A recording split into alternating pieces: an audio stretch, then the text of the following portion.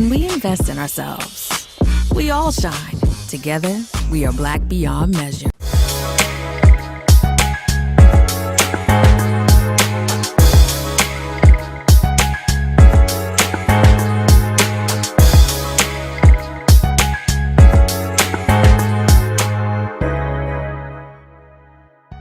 I'm Deborah Owens, America's Wealth Coach, and it's time to get wealthy. You're going to learn exactly what you need to know and do to finally achieve the level of financial success that you desire and you deserve. Black women are starting businesses at a fast clip. In fact, the fastest growing of any demographic in the US, more than 2.7 million businesses. And yet, if we look underneath the hood and at the bottom line, what we find is that the average business owner is at $44,000 revenue annually. So, what do they need to know in order to scale beyond seven figures? Well, here's what they don't want you to know. Here are the three things they don't want you to know. First is that you've got to work on the business and not in the business. And secondly, your price actually conveys your value. And finally, that teamwork makes the dream work. And that's why I'm excited to have a conversation with our next guest, because she is the media monetization mentor, and she's showing women how they can scale to seven figures and beyond. Dr. Avis Jones DeWeaver, or Dr. Avis, as she's so fondly known, is an expert in all areas. She is a political commentator and was a nonprofit executive. And it's when she shifted from a nonprofit to an entrepreneur that she herself was able to scale and build a seven-figure business. And that's why I'm so excited to have her on Get Wealthy today. So welcome to our program, Dr. A. Well, I wanted to have a conversation with you today around this whole issue. I mean, numbers don't lie, right? And that is that Black women are starting businesses, but far too many of them are able to really create a sustainable business. So I want to start there with why you knew you had to make this shift to an entrepreneur and what you learned. Well, honestly, I am a second generation entrepreneur. My father was a business owner even years before I was born. And so I grew up sort of watching him live his dream and admiring that.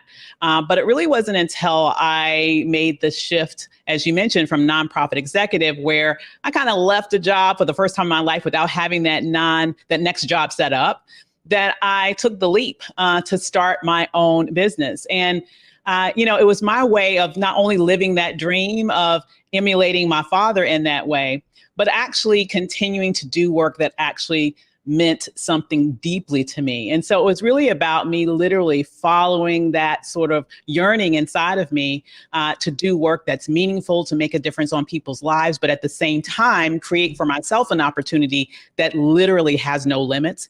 And to me, that is really the beauty of entrepreneurship. You're not limited by others' perceptions of your value, of, how much you should get this year versus next year. Literally, if you make the decision, you can make twice as much next year as you made this year and beyond. So that to me was very exciting. And that's really why I went down this path, and I could never imagine going back. So, I love the way you frame that there is no limits, because one of the other side of that coin is, what is the catalyst for so many Black women starting businesses? And interestingly enough, a recent study by UBS, United Bank of Switzerland, really looked at high net worth multicultural individuals. High net worth meaning people with investable assets of $1 million and more, or more. And one of the things that they found for Black women specifically is that many of them didn't necessarily weren't full entrepreneurs, but they had some business income, right? Which means, we have these side hustles going on. And so I guess the question becomes, why do you think that is? I think that it's a multifaceted answer to that question. Number one, Black women are very committed to the workplace. So I'm not surprised that a large number of them had their businesses as a side hustle. We, quite frankly, are the leading demographic of women who are participants in the labor force. There's no woman in America that's more likely to work than Black women. And the reality is that we've always been in this labor force before they were calculating this data, right? We've been the American labor force forever. So we know what it's like to work. But we also understand that we're not necessarily being treated fairly in those spaces. We understand that we face not only a gendered wage gap, we face a race and gendered wage gap that leaves us even further behind, especially this year. It's really disturbing to see that number take a horrible plunge, where we're only now calculated to make about 58 cents to the dollar of the typical white male in the labor market. And so we see that we're not getting paid fairly. We get that we are committed to the workplace, that we're working, that we're ambitious, that we want to get that next promotion, yet we oftentimes see other people get promoted over us when we believe that we're doing a lot of the work that they are taking credit for. There are so many reasons in toxic environments like that, oftentimes, that we feel like we cannot leave our entire future in the hands of this organization that we know is not treating us fairly. And so a lot of us are looking into entrepreneurship either as a side hustle or eventually as something that we will do full time, as a way to really get properly compensated for our genius and for our work effort in a way that we, quite frankly, are not actually receiving when we're in exclusively a traditional work environment. Woo! Now that was a lot, but it is a lot, right? Yes. From one Black woman to another. Absolutely. So what I really want us to focus on in our conversation with you today is, what is the solution? So on Get Wealthy, we have a framework that we use for financial success. And I want to put those solutions in that framework of mindset, strategy, and execution. Mm-hmm. So let's start at mindset, because I really feel like you are a great example of someone who made a shift in mindset from entrepreneur, from like a nonprofit entrepreneur to CEO. So the question I have for you is, in order for Black women to go beyond that, being a side hustle, and truly scale their business, what kind of mindset shift do they need to make to be successful? That's an excellent question. I really think that the first mindset shift you need to make is this idea that you deserve more. I mean, literally, if you're watching this right now, just repeat out loud, I deserve more. I mean, I think that's really a fundamental thing that we have to embrace as Black women. Just think about it. Culturally, we are so attuned with everybody else's needs. We are there as wives, we're there as mothers, we're there as sisters and daughters, taking care of elders. We really focus our lives on taking care of other people. And oftentimes we don't even give ourselves the luxury of really going after fully what we want and deserve. And I want you to know that the beautiful thing to me about entrepreneurship that you need to really expand your mind to is understanding that you deserve to make that extra 6 figures, multi-6 figures, 7 figures even, that you can make as an entrepreneur. There is absolutely nothing wrong with that.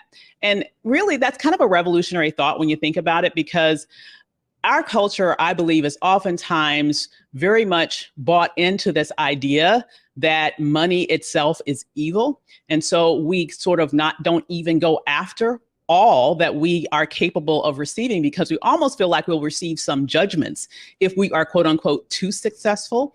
And so we have to reject that and understand that really money is going to allow us to be able to create the lifestyle that we want for ourselves, for our children. It's going to allow us, when it's managed correctly and we know how to grow it in the way that you teach your clients to do, we're going to be able to leave a legacy for our children and provide intergenerational wealth so that the next generation does not have to start from ground zero, like unfortunately has often been the case in our community. We're able to give generously to those organizations and those individuals that we care about. And a lot of the problems, quite frankly, that we have in our community, we could collectively solve if we had enough wealth in our community to be able to invest in ourselves in that way. And so trying to distance ourselves from the lie that money is evil, trying to allow ourselves to embrace the idea that, yes, you deserve more and it's okay to go out there and get it. And really come to the notion also, thirdly, that you don't have to do it all alone. I think that's another thing that holds a lot of Black women entrepreneurs back, because statistically speaking, the overwhelming majority of our business are solopreneur projects. And the bottom line is, if your business is just you, there is only one you. There is only 24 hours in a day, right? And so there's only so much that you can do. When you are ready to scale, you are going to need to go beyond the limits of what you can individually do. So understanding that investing in team is going to allow you to get more once we sort of expand our minds to accept that. All of those things allow us to get on a path that will take us to and through seven figures. Woo! You know, I thought about Beyonce's Church Girl and a lot of the controversy that's going on about that. And so part of it is those beliefs that we hold, and, you know, that even our circle, right, cheers on that behavior. And we don't recognize that in many cases it's not serving us. And so, you know, I love the way you frame that, because those limited beliefs, I believe, is why that number is where it is in terms of average revenues. And I do think you touched on another part of it, and that is that it takes teamwork. Absolutely. Right? And I think so often for Black women specifically, we are so accustomed to doing everything in our own strength that we haven't made that shift. We don't understand that it's not the how, it's the who. Boom. And in order for us to really be able to accelerate, right, our financial growth and truly be not a solopreneur, but a CEO, that what is required is for us to give up the reins. So, I hope our folks are enjoying this, because when we come back, I want to go to the next part of that success framework, and it is strategy. So folks, don't go anywhere. I hope you're enjoying my conversation with Dr. Avis, the media monetization mentor. Don't go anywhere. We'll be right back.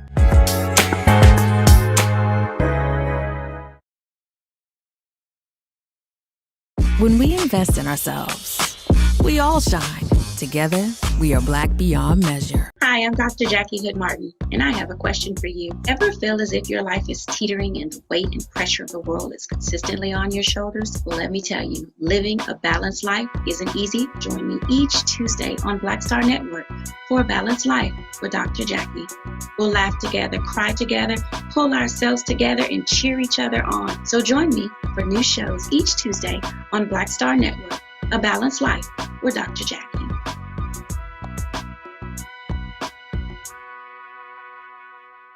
Hatred on the streets, a horrific scene, a white nationalist rally that descended into deadly violence.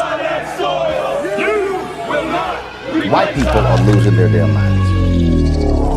As an angry pro-Trump mob storms the U.S. Capitol, we've seen We're about to see the rise of what I call white minority resistance.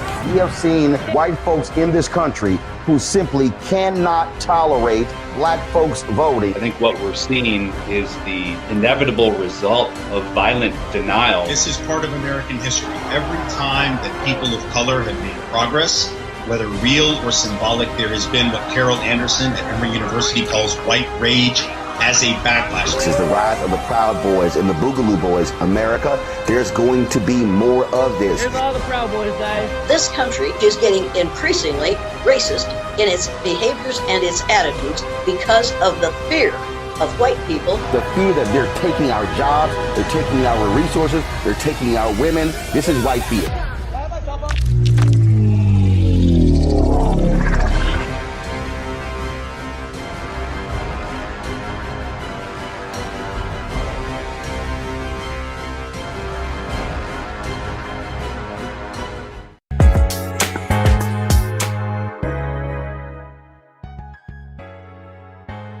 Welcome back, everyone. This is Get Wealthy, and today we're talking about getting wealthy through entrepreneurship. And I'm so excited because we are having a conversation with Dr. Avis, someone who finally said to herself, I've got to make the shift to entrepreneur and truly a CEO and scale the seven-figure business. And so guess what? We want to know exactly how she did it, and that's why she's here. So Dr. Avis, my next question for you is strategy.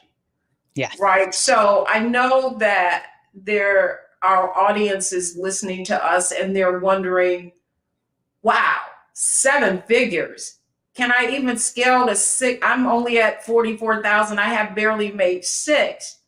And so I want to talk about, from your own experience as someone, and that's why I love having this conversation, because you're someone that's done it yourself, not, sitting here, talking about this is what you could do. So I want to get a little personal with you. Okay. Yeah. So in terms of strategy, here you are, this nonprofit executive. I mean, we see you in the media, girl, talking about politics and everything, and you're successful, and yet you knew that there was more for you. So what strategy did you take to accelerate your own business? I think it's important for people to understand that if you're at 44,000 today, or even less than that, understand that you don't have to be there next year or the year after that or the year after that. You can greatly grow your business. And I found, for me, what really helped me to take a quantum leap in my revenue generation was focus. Focus. One of the biggest mistakes that I find with a lot of the entrepreneurs that I work with is that they are doing a lot of different things. Like I wouldn't say that they're master of all trades, but they are, for example, focusing on a lot of different things in their business. And they're trying to sell this and that and this and that and this. And I focus primarily with service professionals, by the way. And what I have found to be most successful for me, and what I teach my clients to do, which has led to great revenue leaps with them, is to really hone your focus on one primary high ticket offer. It's so much easier to make huge revenue leaps when you are selling something at a much higher price point. So just for example, think if you're selling something, a service, for example, that costs at least $10,000 for a company or another person to access, you only need to sell 10 of those to make $100,000. Now, if you're selling stuff that's like $100 each, okay, now we're going to have to sell significantly more, right? About 1,000 of those to get $100,000. So just the issue of making sure that you are positioning yourself as someone who is elite in your field, make sure that you can get great results for the people that you are working with, and then price yourself appropriately. When you get those things together, then you are able to make huge revenue leaps in your business when you focus on that one thing. One of the things I often like to say is that you don't need to sell 1 million things to make $1 million.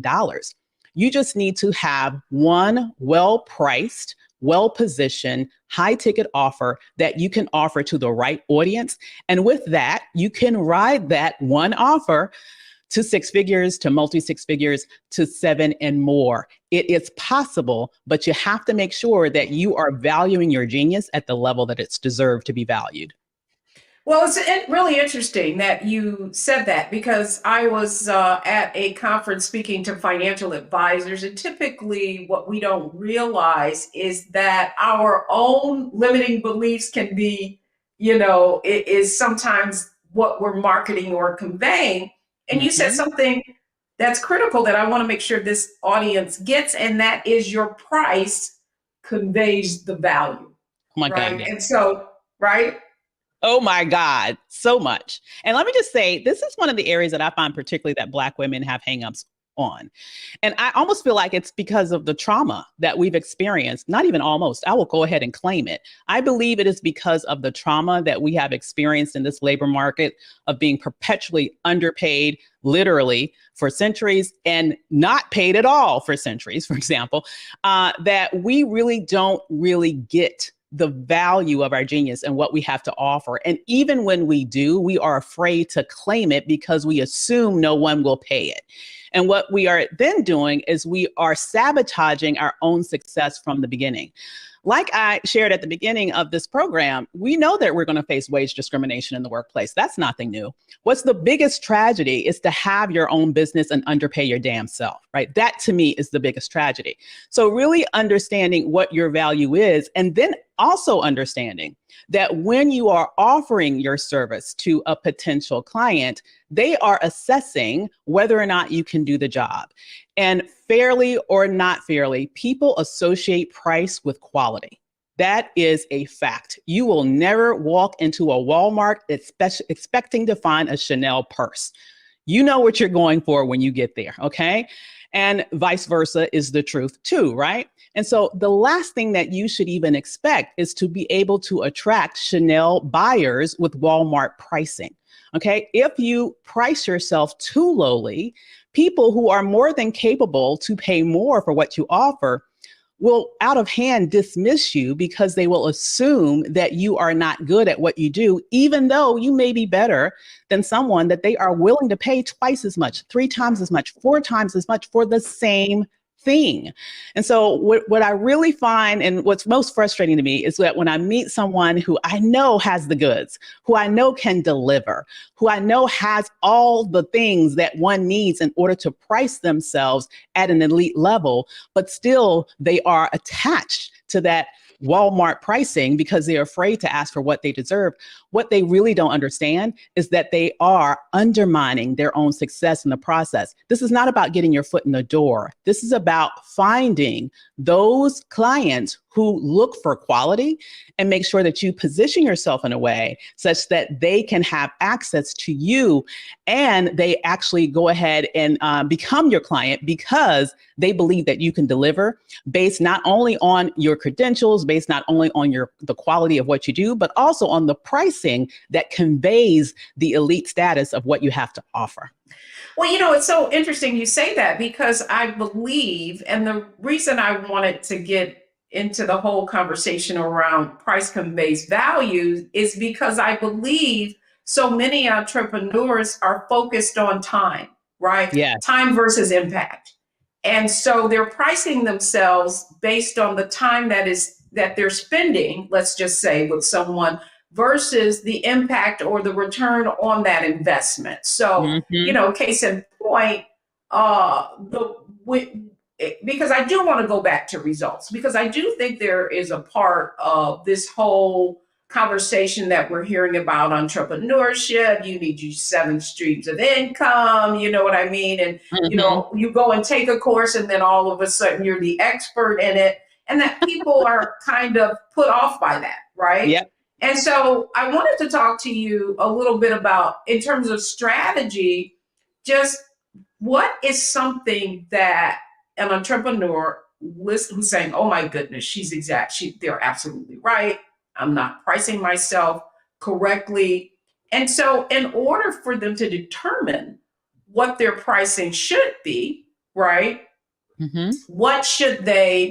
How do they convey the value that they create? Absolutely. So, you know, the first thing that I'm going to suggest is not very sexy, but it's a necessary part of the process. You definitely need to do some market research. Figure out what other people in your industry are charging for what you are doing. And don't just, you know, necessarily compare yourself to everyone. Compare yourself to, you know, those people who are at a level that you would like to be compared to. Figure out what they are offering, what their price points are, get a sense of the range. All right. And then when you are looking to position yourself in that space, there are a couple of things that you need to do. Number one, you need to make sure that you show up like you belong there, right? So I do believe that branding is very important. Branding is more than colors. It's more than what your website looks like. It's everything from your brand message. It's about what you stand for. It's about even the brand photos, how you show up on social media. It's about being able to take advantage of traditional media, like showing up on television, like being published or being interviewed for publications. All of those things convey extra value to your brand as a person, your personal brand, and also the brand associated with your business, the brand that you're building. So all of those things are very, very important. And then I would say making sure that you're very clear about what your offer is and you're able to convey the value of it. Lastly, I would say making sure that you have been able to collect information from people that you've worked with in the past, what we call in the industry testimonials, like have people that have worked with you before be able to shout from the rooftops about what a difference that you made by working with them. That also conveys the value of working with you. It shows people that you are the real deal. You're not one of these people that did, take the course and all of a sudden you're claiming you're an expert. You actually have the receipts, as Whitney Houston would say. So make sure that you have those things in place at minimum. And that allows you to be able to confidently charge what you deserve because you know that you are competitive in the field. Do not feel bad about even going on the high end of that range. If you know you can deliver, be able to present and show up in a way that gives brand credibility, and make sure that you allow the opportunity for individuals that you work with to be showcased so that you can show that, hey, I can not only talk the talk, I can walk the walk. Woo! Now, excellent information. And you really left some gems there that I hope our audience got. However, when we come back, it's enough. You've dropped a lot of information here, but information is not power, right? Applied is. So when we come back, I want to go to the next part of our framework, which is execution. If you're listening to this and it's resonating with you and you're saying, oh my goodness, I check all the boxes. Let's talk about what you need to do to really up level and take your maybe side hustle to the next level. That's what we'll be covering when we come back.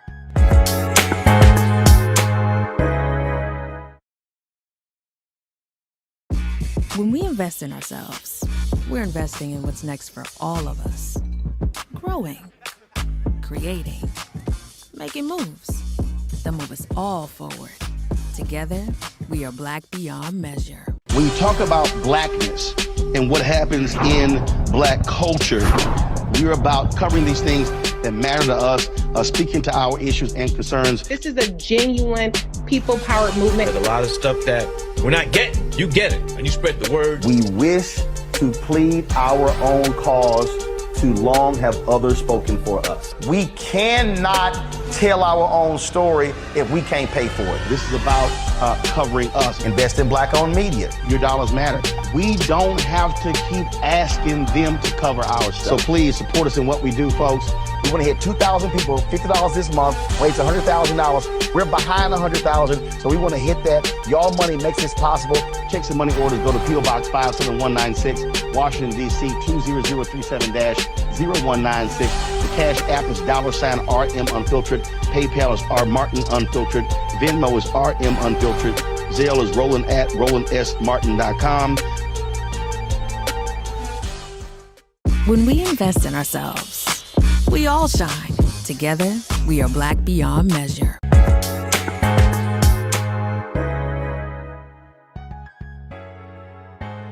Hope you are enjoying our conversation on Get Wealthy today. And it's all about you being able to scale your business and shift from that solopreneur to a CEO. We've covered mindset, and that's the shift that you need to make, really saying, I deserve it. And we just talked about strategy. Strategy is understanding that the biggest impact could be you just increasing the price on what you are offering. But now we want to get to execution. So Dr. Avis, man, I could see myself in my early stages. And so many of the things that you mentioned were exactly what I had to do in order to grow Wealthy You. And so now I want to talk about strategy. So, to the point that I made, I'm sure that our audience is saying, me. I check all of those boxes. And one thing I'm really so happy that you brought up, because it's the area that you're an expert in, is branding and media. And that is one of the strategies that you use to really help women elevate their message and also the value that they're able to charge. So I want to go there in terms of strategy. If I'm listening to you right now, what are some of the first steps I need to take? Or what is the first step I need to take if I wanted to apply the thing that we're talking about that could possibly make the most impact? Well, I'd say one of the first steps, particularly when it comes to branding, is I want you to get very clear about the message that your business stands for. What do you stand for? Like for me, for example, my business is all about normalizing Black abundance. I want to make every Black family in America have the ability to be able to say, hey, I can write all the checks I need to make sure that my kids can go to college. I don't have to worry about whether or not they're going to forgive student loans. I can make sure that I can give my kids a down payment on the house. I can have the lifestyle that I want. And I want to help as many people as I can get there through the beauty of entrepreneurship. That's what I stand for, with particular emphasis on Black women. So it's about really understanding your brand message, because that's going to be a very powerful foundation for any of the content, for example, that you produce on social media, for any of the interviews you might want to do or speak about, the lens from which the angle from which you're going to take it when you do appear in the media. That's very important. I would also making sure that your brand image or your photos on social media are things that convey professionalism, things that convey an individual who can be expected to be paid at a high ticket level. Oftentimes we kind of forget about social media, and sometimes we can be a little bit too casual with it. And I just think being very intentional as an entrepreneur with making sure that you have images that reflect what you want the audience, your potential customers, to think about you is very important. Just think about celebrities. There are no celebrities pretty much out there that have images that are around on the internet, for the most part, unless it was a paparazzi catch, that they don't want you to see, for example. Their images are very specifically curated and selected for public consumption to convey a specific image that they want to give across to their audience. You need to think the same way and be strategic about that as an entrepreneur. And then lastly, I would say the media really is open to a lot of people now, more than ever. Now is the best time ever to get into the media. There are so many opportunities out there because there are just so many more vehicles than there used to be. Everything from all sorts of streaming opportunities like here at Black Star Network, as well as the traditional television, like your local morning news, cable news, podcasts, radio shows.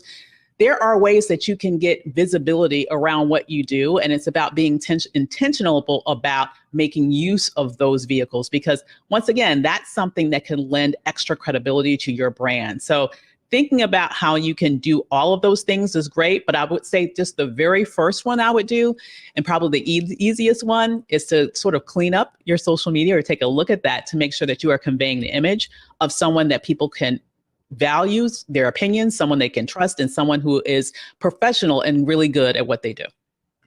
Oh, thank you for that, because I do think that there is this thought in the zeitgeist or out there that says, oh, people want to see you as you are. And, girl, just get up and just say what's under your mind, and then you're real. So you really shared what I believe is the insight that people need to understand about how their images impact how they're perceived. Well, here's the thing. I'm just sorry. Another question for you. Yeah. But just to follow up on that. Yeah. So there's probably someone in this audience listening and saying, oh, they're talking about media, and we always see them in the media and they're experts. If I am someone who is maybe shy, and what are some of the things that I need to do to kind of get out of my shell so that I can represent my brand and leverage the media to do so? I think one of the lowest hanging fruits is publication. And there are certain publications that you can get into extremely easily, like something like Medium. There's no gatekeeper there. You can go and publish on Medium today if you wanted to, and then distribute your article that you wrote to as many people as you want. Through social media, for example. And that gives you a lens of credibility because now you are technically published. You can even publish an article on LinkedIn, for God's sakes. I mean, there's no barrier to entry there. So I would say that's a great place. Also, because today, quite frankly, everyone has a cell phone. Everybody has pretty much a laptop. You can go live yourself on your own social media platforms or on your own YouTube channel and over time build a following. That is another viable way that you can just expand your visibility. And for a lot of people, honestly, building their own platform has been their segue into other more traditional media avenues. I mean, Issa Rae is just one example, right? You know, she didn't start off at HBO. She started out on YouTube as the awkward Black girl. So it's really about understanding that right now, honestly, is the best time to take advantage of all of these opportunities that are out there because there are so many spaces that you really don't have to ask anyone to get into. If you don't want to, you can literally build it yourself, as I just mentioned, or you can select specific outlets where there is low barrier to entry, maybe even down to no barrier to entry, like the publications that I just mentioned, that you can start to sort of establish your bona fides as a thought leader in your space by collecting your thoughts, giving advice, giving tips, providing some thoughtful commentary on issues that you are an expert in. And that definitely helps to elevate your brand to a level that it will be seen as other people, as someone that they can trust and would potentially want to buy from. You really conveyed the fact that there is such a low barrier to entry now. Before, you had to be this published author if you were going to get on any major television network, even locally as well. Mm-hmm. And now it's sort of like the gatekeepers are gone. Mm-hmm. So when we come back, I really want to kind of synthesize our conversation that we had in our and button this up as it relates to how someone can really take advantage of the information that Dr. Avis shared and make that shift from a solopreneur to a full-fledged CEO by elevating their brand. So when we come back, it's our Analyze, Optimize, Maximize segment. Don't go anywhere. We'll be right back.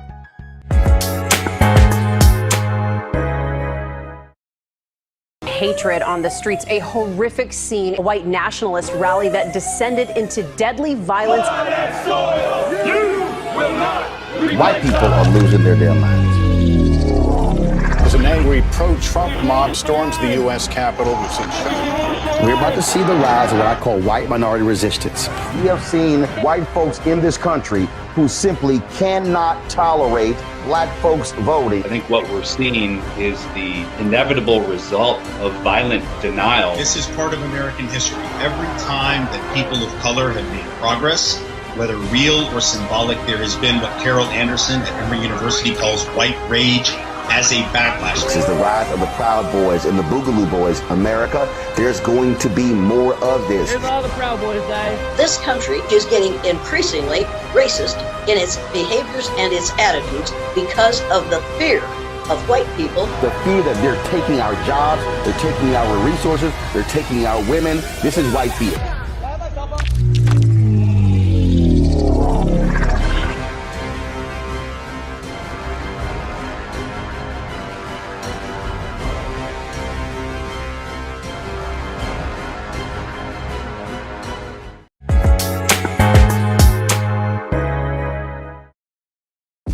When we invest in ourselves, we're investing in what's next for all of us. Growing, creating, making moves that move us all forward. Together, we are Black beyond measure.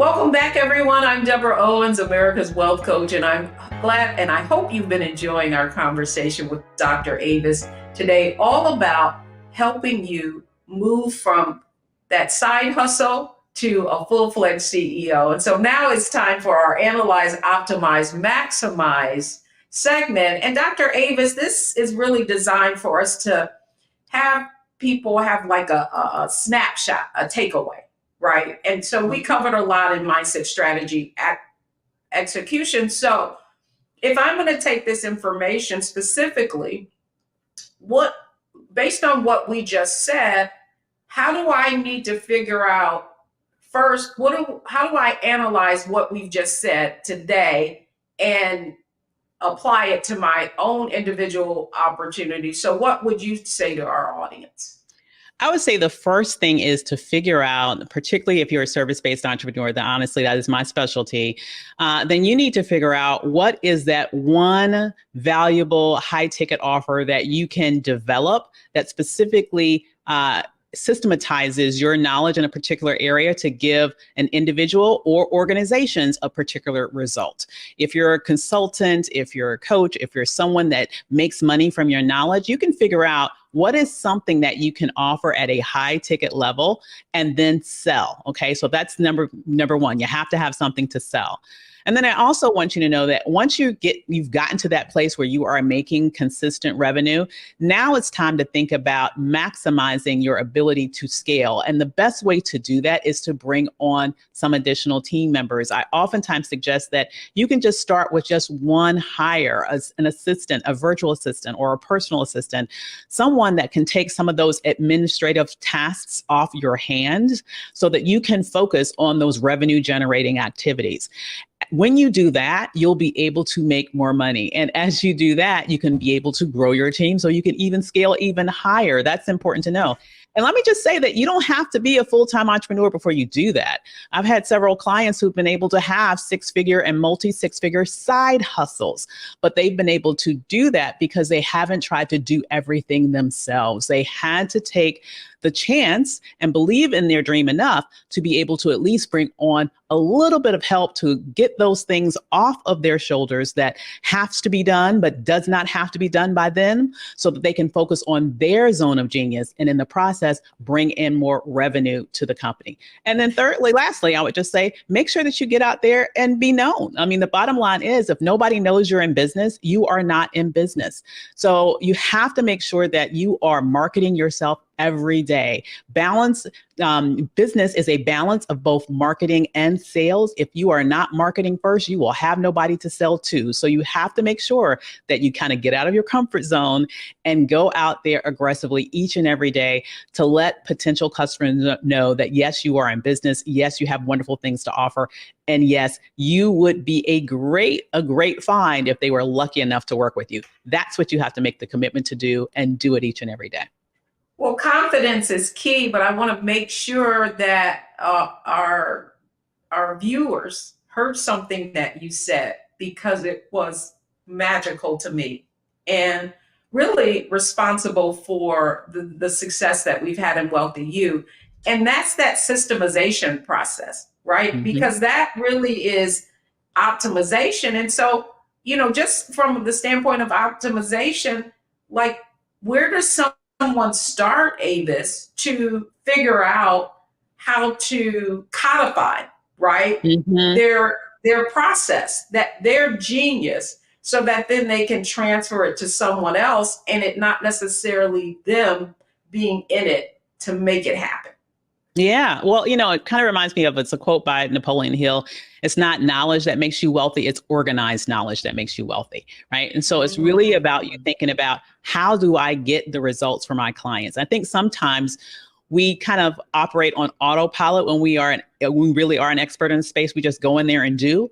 Okay, it's really about you taking a step back and reverse engineering how you do what you do and figuring out those steps so that it can be replicated time and time again. Once you are able to determine your replicatable process, that then is your system that you can value appropriately and then sell to others in mass in order to grow your business in a way that doesn't really leave you overwhelmed because you are focused on just replicating the same things over and over again instead of reinventing the wheel each and every time you have a new client or customer.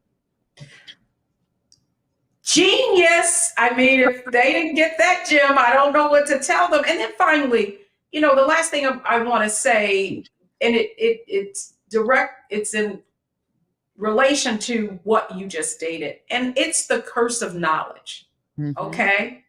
And so I want to challenge this belief that I know many people have, and I did too. And it wasn't until I was able to let go so I could grow, right, that I really saw results. And so to that end, the gift of knowledge, the curse of knowledge, when you believe, oh, no one could ever do it like I do it. What do you say to that? It's a lie from the pit of hell. Okay, let go of that.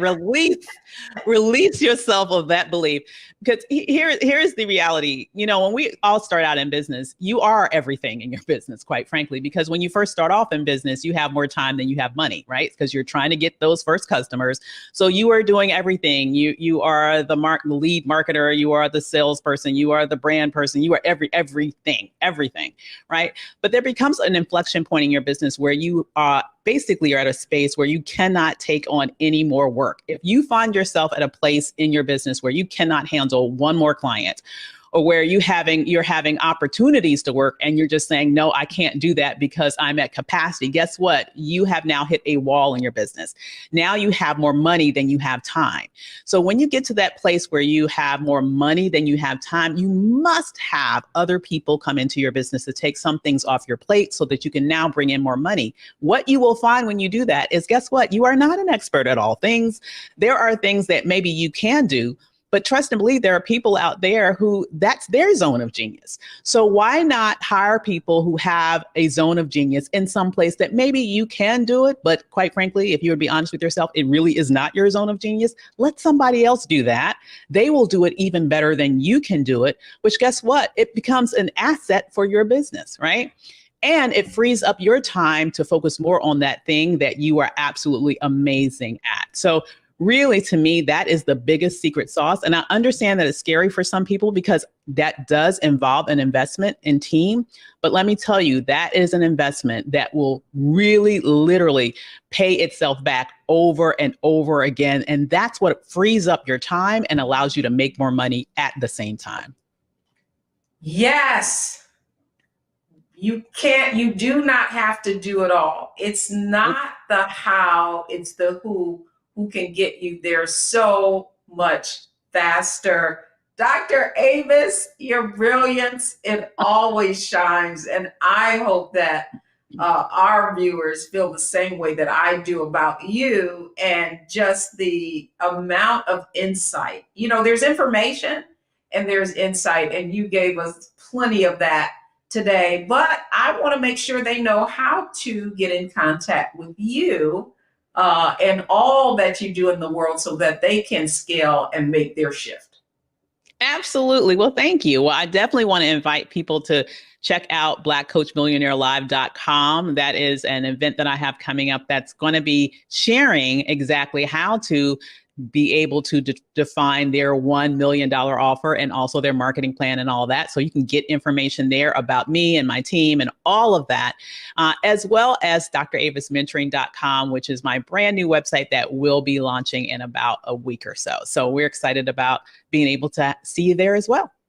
Outstanding. Well, as usual, your knowledge and your insight is sure to help our audience get wealthy, and they certainly got a return on their investment of their time because they got a lot of your talent. So thank you so much for coming on, Dr. Avis. Thank you for having me. Excellent. Well, folks, when we come back, the 3 takeaways that you should have from today's show.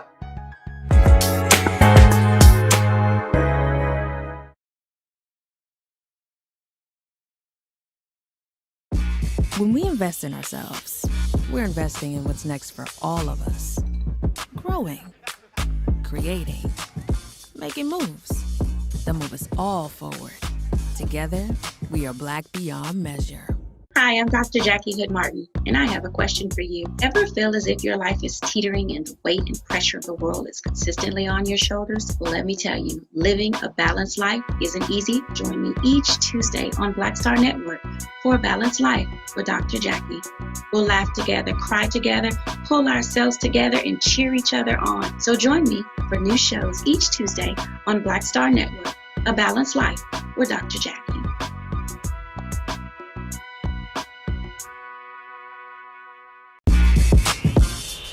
When we invest in ourselves, our glow, our vision, our vibe, we all shine. Together, we are Black beyond measure.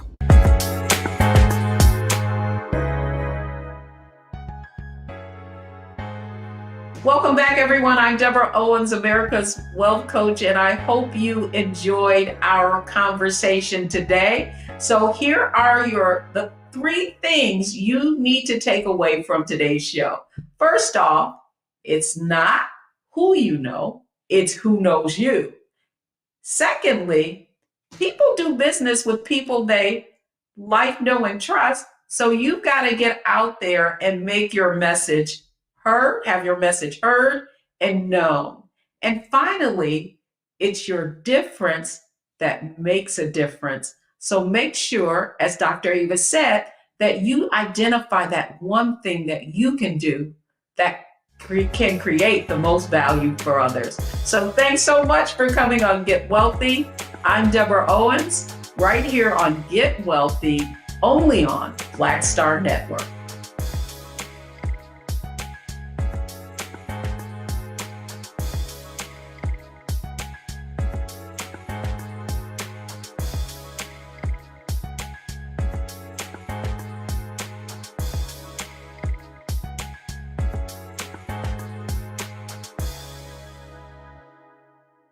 When we invest in ourselves, we all shine.